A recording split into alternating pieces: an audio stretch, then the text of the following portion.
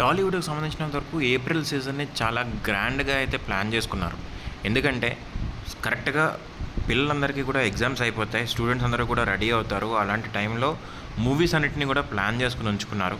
So, ఇందులో మనం మెయిన్‌గా చెప్పుకోవాల్సింది 'రాజా సాబ్' మూవీ గురించి అండ్ 'మిరాయి' మూవీ గురించి.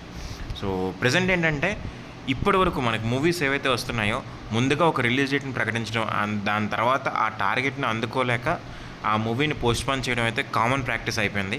సో, బ్యాక్ టు బ్యాక్ రావాల్సిన మూవీస్ ఇప్పుడు ఆ తేదీల నుంచి అయితే పక్కకి తప్పుకున్నట్లుగా అయితే తెలుస్తుంది. అందులో ఒకటి 'రాజా సాబ్' అయితే సెకండ్‌ది 'మిరాయి'. సో, ప్రభాస్ హీరోగా నటిస్తున్న 'రాజా సాబ్' మూవీ ఏప్రిల్ 10థ్ రిలీజ్ చేద్దాం అనుకున్నారు. సో, ఏప్రిల్ 10థ్ రిలీజ్ చేద్దాం అనుకున్న ఈ మూవీ ప్రెజెంట్ అయితే దసరాకి టార్గెట్ చేసుకుంటున్నట్లుగా అయితే తెలుస్తుంది.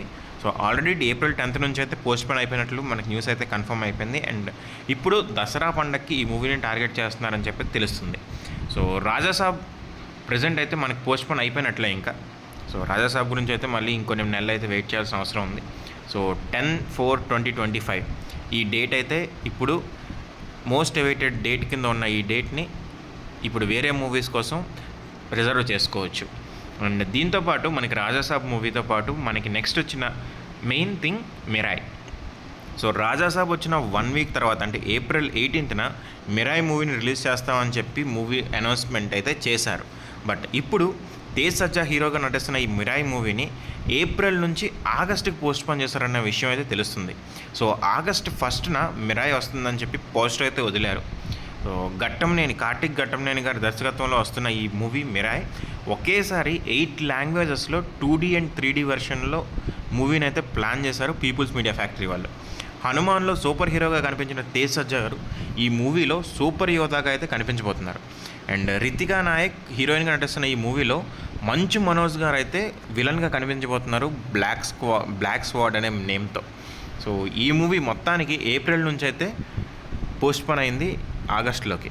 సో, ఇప్పుడు ఈ 2 డేట్లు కూడా మనకి వేరే మూవీస్ రావడానికి మంచి ఆస్కారం అయితే ఉంది.